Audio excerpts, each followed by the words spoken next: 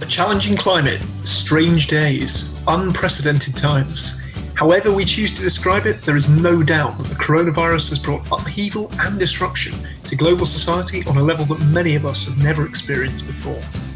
While there's much talk of the pandemic being a great leveller due to its holistic impact on day-to-day life, the truth is far more complex, with individuals, businesses and organisations feeling the effects of the coronavirus in a variety of different ways. The new normal aims to give these people an opportunity to tell their stories, assess the potential impacts of the pandemic on their lives and careers, as well as exploring the challenges and opportunities that have arisen from this era-defining situation.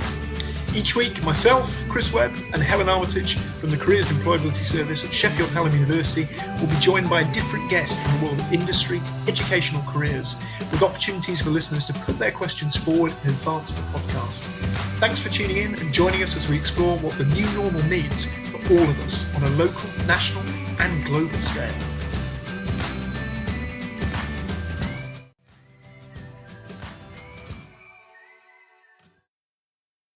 So thank you for joining us today. We're here with Tristan Hooley, he's Professor of Education at the University of Derby. And Tristan, very nice to have you here today. How are you doing? Yeah, great to be on the podcast, yeah. Wonderful. So would you mind just kind of telling our listeners a little bit about kind of some of the work that you're doing at the moment in relation to kind of coronavirus? So I'm a researcher. My main interest is career, and I pursue that in a number of different sort of formats. So I'm interested in career guidance. I also am Chief Research Officer at the ISE, and so that's really looking at recruitment and the development of early career hires. So it's got a very strong employer focus. And obviously at the moment, everybody in every different aspect of life is worried about the coronavirus. They're trying to think about what's it going to mean for them. And so I've been doing, a few things. So we're doing some survey work with the ISE, trying to understand what employers are doing, particularly in relation to young and entry-level workers. How are they responding to the coronavirus? We're also going to be doing a survey soon for the ISE of suppliers, so people who are kind of labour market intermediaries. So how is it affecting their businesses? What's going on? I've been watching all the stuff that's been happening in career services and universities very closely. And then I've been trying to write some stuff with my colleagues, Ria Thompson, who's from the University of Aarhus in Denmark, and Ronald Sultana at the University of Malta. And we've been trying to think about, well, what does this mean for people's careers? And what does it mean for this activity of career guidance that we're very interested in? How is that going to change in terms of the coronavirus? How is it going to change what we do? Fantastic. And I mean, I think, as you mentioned, kind of through your work with the ISE, there's been the sort of the webinar and the report this week on kind of a more sort of practical basis about kind of some employer feedback regarding potential sort of recruitment and development trends or things that might kind of become trends. But I think, as you mentioned as well, we're quite keen to kind of find out a little bit more, and hopefully our listeners will be too, from the point of view of kind of the social justice agenda and the other ways that careers guidance will kind of have a role to play with in relation to kind of the COVID-19 crisis. So we've got a few sort of discussion topics that we're hopefully going to talk through today. So I'll pass kind of straight on to Helen to kind of go through a few of those, and we'll come back and talk through a few more if that's okay. Great. Yeah. Okay. So there's been a lot of focus about the graduating class of 2020, but I think what quite a few colleagues within the career sector are quite worried about is the ripple effect for second year students that are trying to find a placement at the moment. How do you think people are going to adapt for that in the market at the moment? Are there still going to be the placements out there? How can they find them if they are actually there? Yeah, I mean, one thing I should probably issue a bit of a health warning that I'm not going to be offering loads of really great news for everybody today. I think that if we're thinking about placements, and let's start with summer internships. I think it's very likely that there is a substantial reduction in the number of summer internships, and I think obviously that will be bigger if everybody's still in lockdown through the summer. But even if they're not, I think businesses have had a lot of issues over the last few weeks to deal with. the idea of taking on new people who are perhaps not business essential is going to be very difficult. Now, having said that, what we're hearing is that some firms are looking for alternative ways to do this. And so at the kind of best end, I suppose, from the student point of view, are firms that are saying, well, actually, we're going to still do internships, we're going to do them online. And obviously, they're still figuring out exactly how that's going to work, but that's the sort of aim. And then you've got a group of firms who are in the middle who are saying, well, we probably can't do a full internship, but we might be able to do something else. So we might be able to do some kind of mentoring scheme, some kind of online experience, something that means that your plans to participate in this and gain an insight into our business aren't completely collapsing. So I think there's going to be some things like that. And then, of course, at the other end, there will be firms that just say, no, not this summer. Mm-hmm. So I think firms are moving to make decisions on that fairly quickly. And so for young people, and it's not just universities, it's also school students and college students as well, I think they should probably expect that there will be at least change to the way in which their internships are going to go, and very possibly some cancellations. Mm-hmm. Yeah. Do you feel, Tristan, as though kind of some of the stuff that's been coming out recently, the suspension of the Research Excellence Framework, there's been kind of calls this week for the National Student Survey to be disbanded for the time being. Do you feel there might be kind of stronger calls for some of this stuff about the metrics recording, given the impact that it could be having on things like destinations and kind of what students get involved with whilst they're at university? Yeah, I mean, I'm not super keen on a lot of these things anyway. I mean, it depends what we're talking about. I mean, I'm very interested in finding out where students go after they leave university. I think it's a pretty reasonable thing to find out how happy and satisfied people are. I think some of the constructions of league tables and things like the TEF, for example, are not particularly helpful, because they essentially jam together loads of completely unlike things and turn them into a ranking. So I'm not coming from, on those kinds of things, I'm not coming from a position where I think, oh, how will we cope without them? I think we'll get on just fine. I think they become, less and less meaningful in a situation like the situation where students have not been at university since March. How do you ask about student satisfaction? I mean, you have to be especially can't use the normal surveys to do that, I don't think. So I think we need to be very skeptical. Certainly what we've seen in the schools side is that the government said they're going to suspend league tables essentially in the schools. Ofsted is obviously not inspecting and so on. It would seem to me very sensible for universities to have a year off of endlessly ranking themselves on everything. Mm. I think that's a really good point. I mean, and again, as you say, sort of remains to be seen what sort of stance people tend to take on it. But yeah, certainly some changes ahead. I think on kind of on that note, really, one of the sort of next areas we kind of wanted to sort of discuss was, we have kind of been here before, as you've sort of mentioned in your ISE research, and Jack Denton's follow-up for All About Group regarding kind of previous sort of crises, things like the 2008 recession, the dot-com recession. These sort of things have kind of happened before. And do you feel that we've kind of learned any lessons, particularly from the last financial crisis in 2008, that can be applied to this situation? Well, yeah, I think whether we've learnt them or not, I think there are some clear lessons. I mean, at a public policy level, the approach that was taken in the last recession was an approach of austerity and screwing down government spending. I think that was the wrong response. I think that created all sorts of problems. It prolonged the recession. It meant that people's salaries have not gone up for really since 2008, and it also saw a massive deterioration of the public realm. So from our roads to our health service to the buildings of schools and all this kind of thing. So, and it looks like the government is taking a different sort of approach here. I mean, what we're seeing at the moment is a very short-term set of spending that's just trying to immediately crisis manage. But it does seem like there is a different approach that's being taken, which is going to be more investment focused. So hopefully there is some learning to be done there. I mean, in terms of what the impact is on the kind of entry level recruitment side, what happened last time was that jobs basically held up. The number of jobs for young people broadly held up, but the quality of those jobs went down. And by quality, I mean things like your likelihood of getting a permanent job, the likelihood of getting a job with training, of getting a job where there's your salary is going to go up, and so on. So the quality of work went down, but the amount of work held.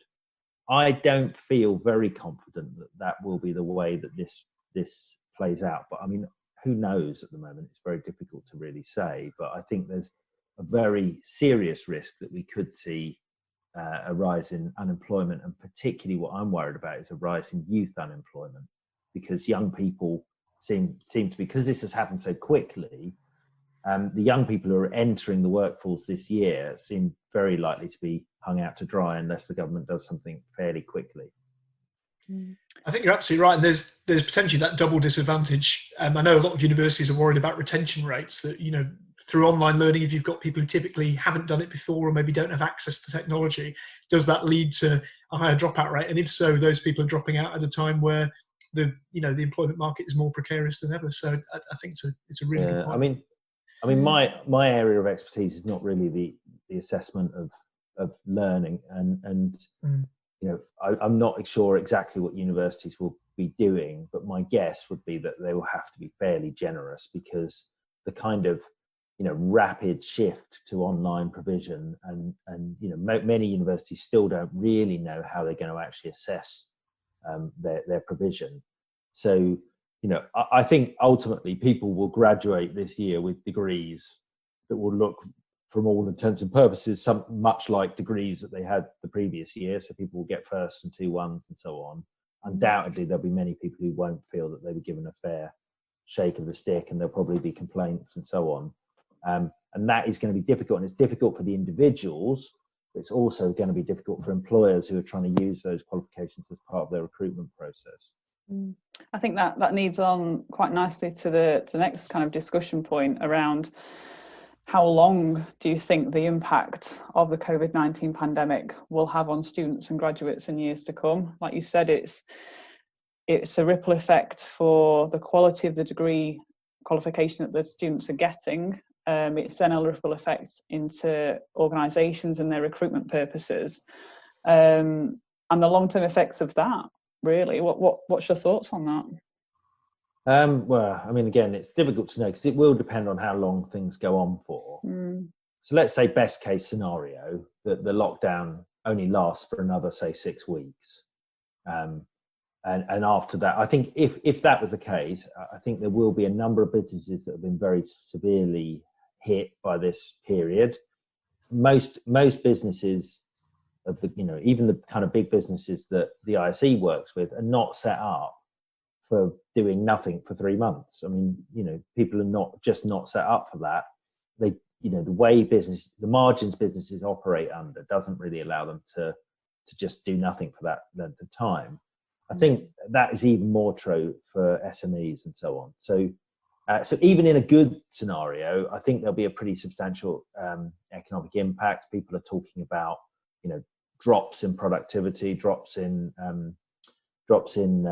output from the economy, and it won't just be here; it will be all over the world as well.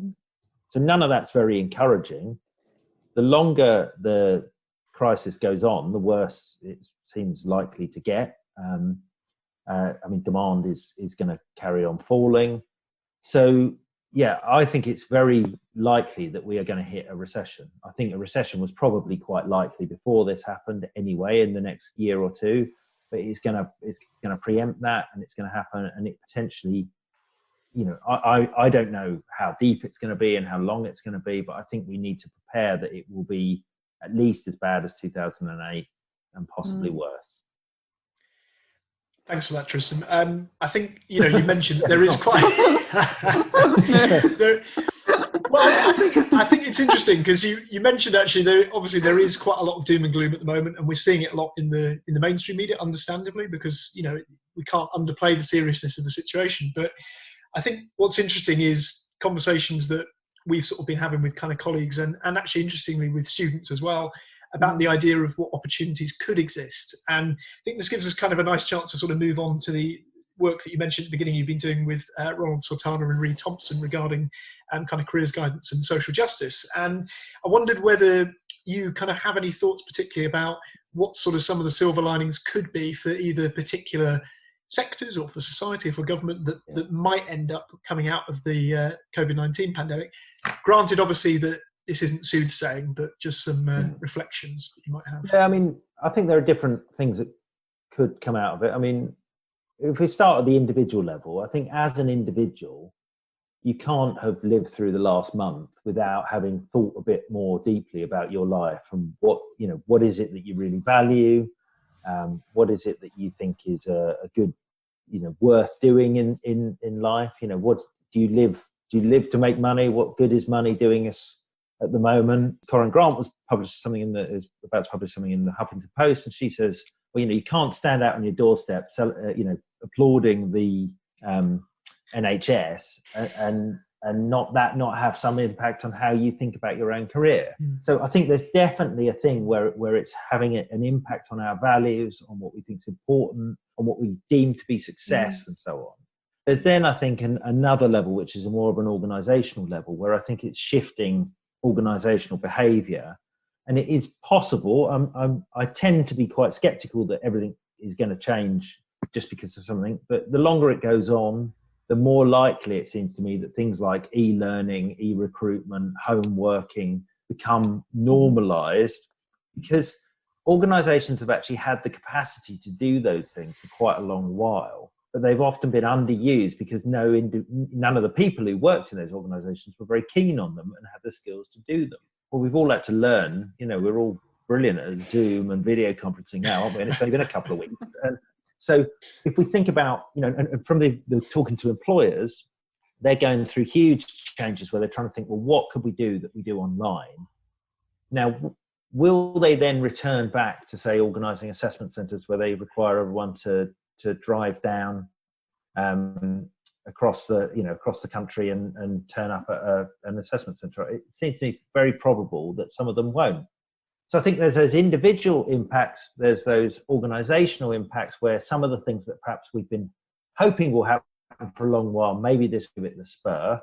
And then finally, I think there's a political moment as well, which is important. Some of the things that people are thinking about how do you run a society. We've been told, for years, there's not enough money to fix, got to balance the books and so on.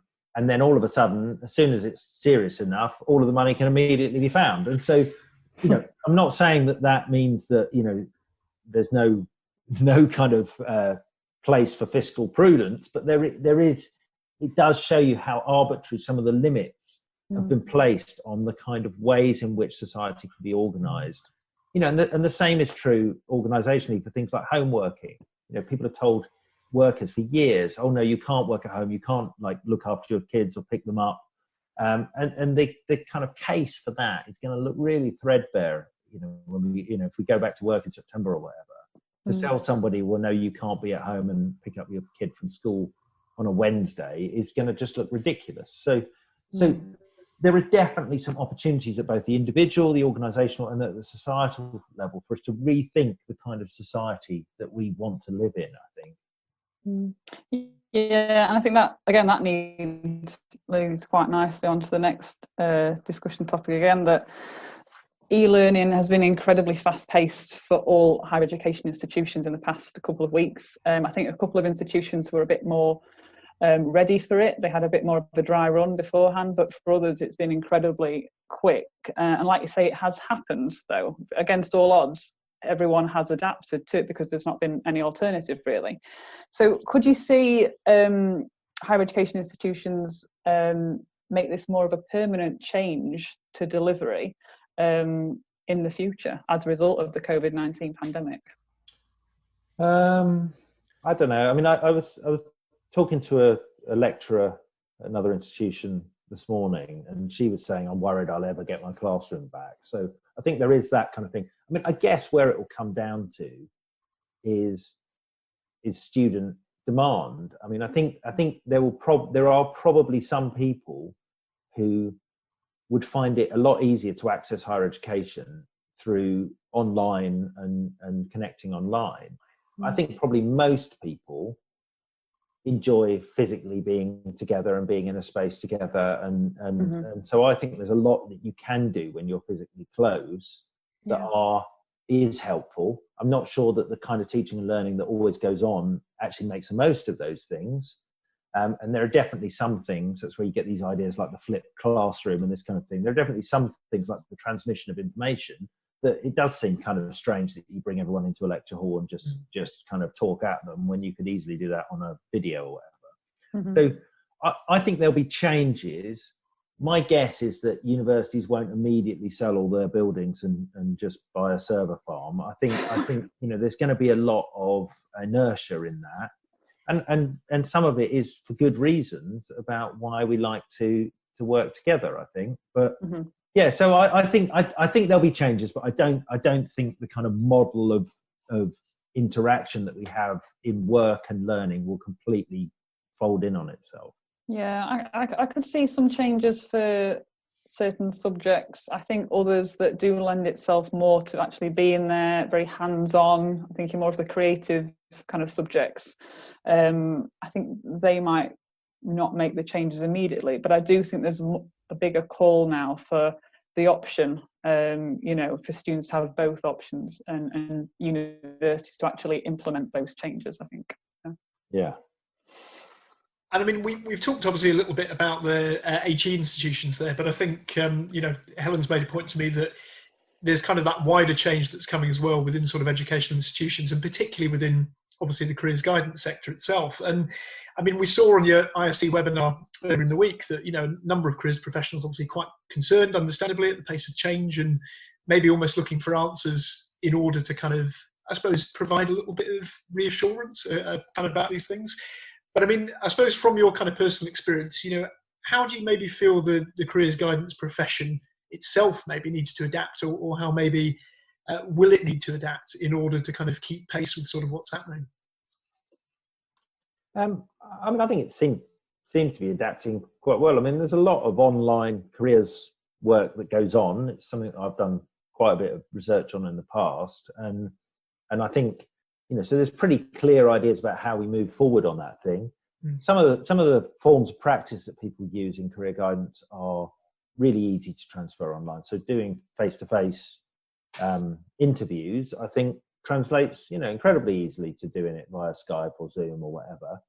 I think where it gets a bit more tricky is where you start to think, well, different kinds of group work, and what's your role on social media, and how do you participate in various kinds of career discussions that are ongoing on LinkedIn, and that's where I think there's need for new forms of practice, new ways of thinking about this.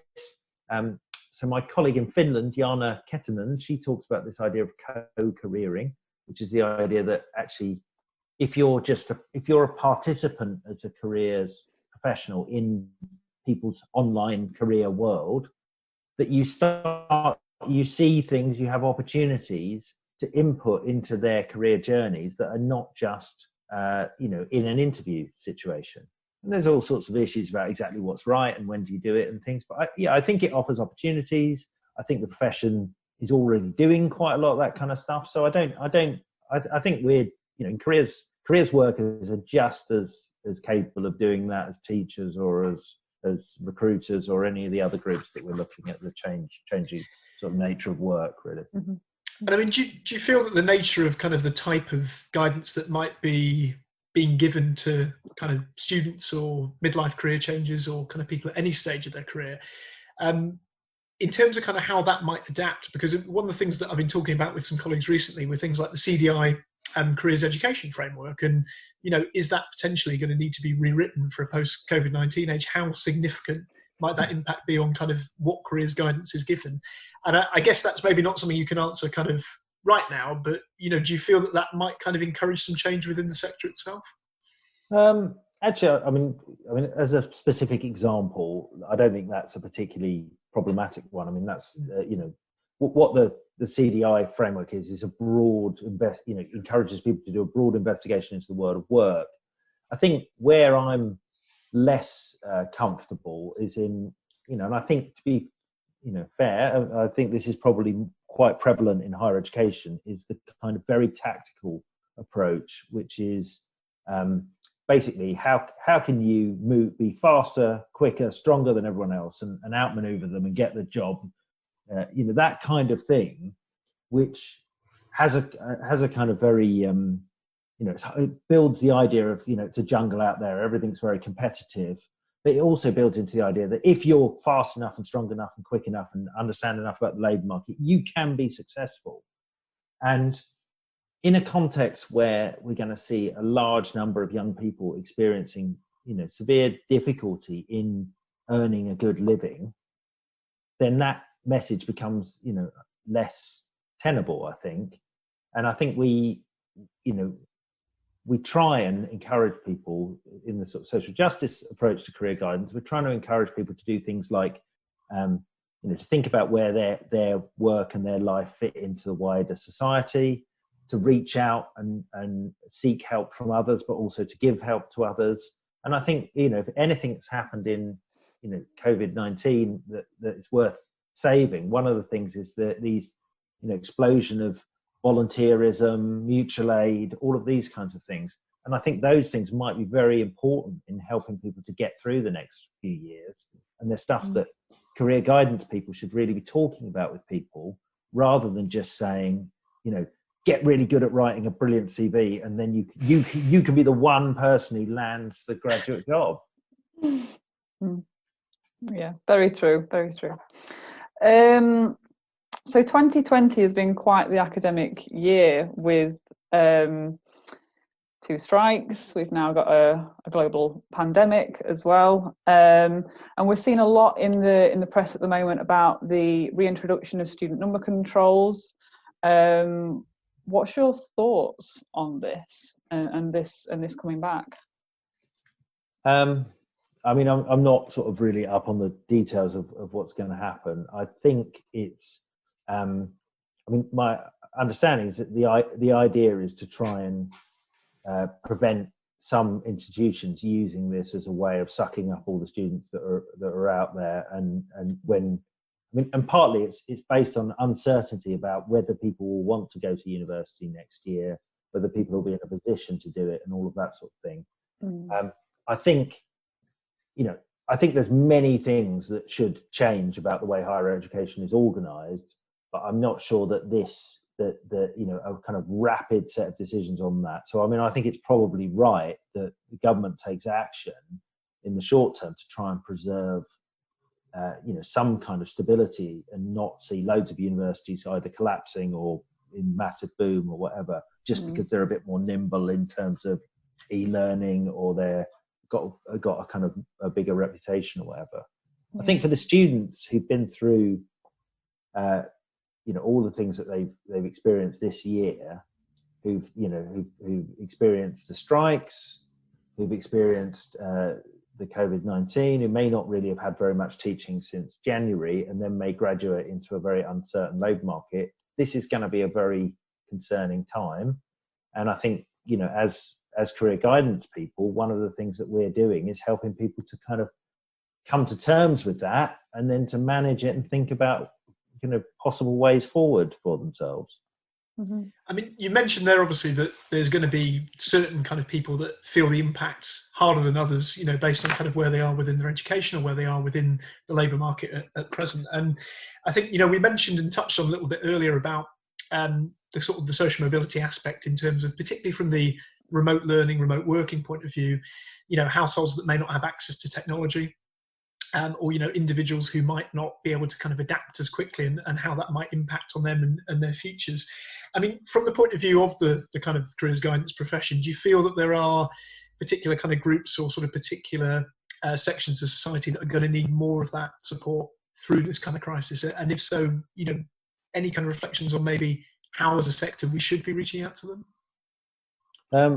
Definitely. There's going to be there's a kind of an immediate crisis group, which is people who are leaving education this year, And I think those people are going to need a lot of additional support. But beyond that, then, I mean, probably no different to how it was before, but in a boom time, everyone gets a bit better off. But in a kind of worse period, then the people who are going to find those experiences, or are going to find it more difficult to build a meaningful career, are going to be people who've got various forms of disadvantage. And absolutely, we should be thinking about, what about people with disabilities, with mental health problems?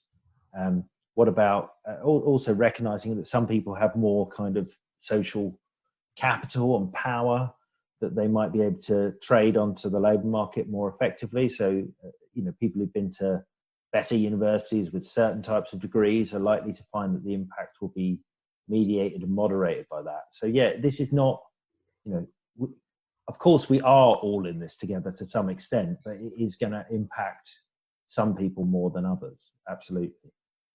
Yeah. Thank you, I think, Tristan. yeah, I think, I mean, that's kind of the discussion questions that we wanted to ask you, Christian. I think, Tristan, just to kind of wrap up, just kind of the final 10 minutes, and you've kind of spoken about this already, but advice for career professionals, job seekers, other interested parties, useful steps that they can take now to keep in touch with development-related issues related to COVID-19, and also any advice for individuals looking to future-proof for COVID-19. I'm thinking more of like the resilience that students, graduates kind of need to build up, adapting to different skills, developing their skill set. Is there anything else that you would add to that? Yeah, I think in terms of, if we start with careers professionals, I think one of the things that I think is a really unique and important part of the careers professionals kind of skill set or capacity is the engagement with the labour market, is understanding what's going on in the world. And so that's why we're different from counsellors, is that we have this focus on the external world as well as the internal world.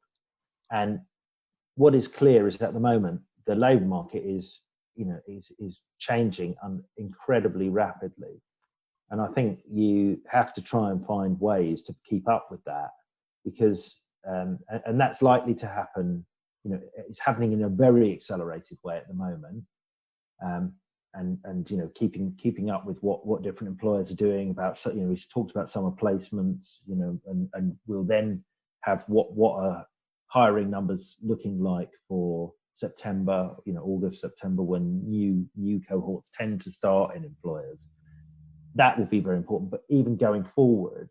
So I think really careers professionals really need to be in touch with the labour market. We've already talked a bit about how, you have to get to grips with all of these online skills, not just doing, Skypes, but also thinking about how you might use the various other tools that are out there for doing group work and for providing information. Lots of people are starting podcasts, I've heard, and blogs and things like that. And that's absolutely right, because we have to find new ways of getting our messages across to people. So I think they're the kind of things that I would like to see careers professionals doing. I think there's also this thing about thinking about our message and whether the message that we've had, it has been too focused on kind of competition and individualism, and whether we actually need to broaden it out and think more broadly about, what is this generation going to, what's the society they're going to live in, and how are they going to interact with that society? So that's what I think, I suppose, for careers professionals. For individuals, if I was graduating or leaving school into this current climate, I'd be thinking about quite a few things. I'd be thinking about, well, what do I really want to do? And is that thing going to be possible? I might be thinking about whether I could extend my period in education. I think there are some dangers in doing that, as well as some possible advantages, but it's historically is one of the things that people typically do when employment goes down.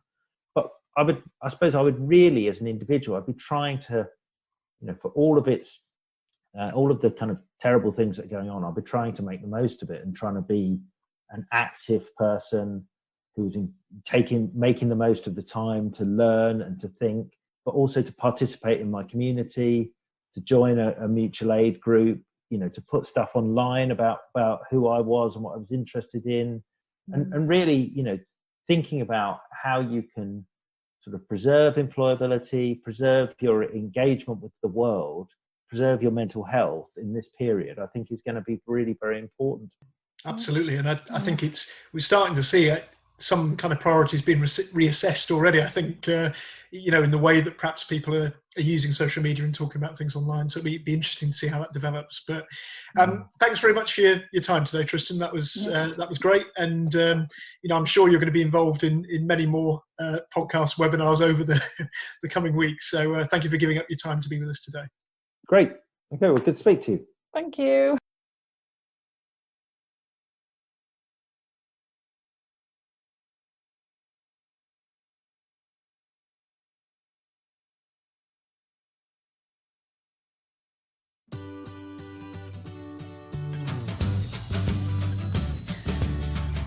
If you've been interested in anything that we've talked about on today's podcast, do get in touch with us via the comment threads on the podcast link, wherever you're listening.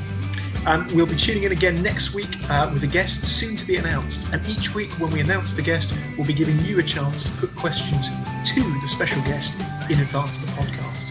Thanks for tuning in and listening to us here on The New Normal.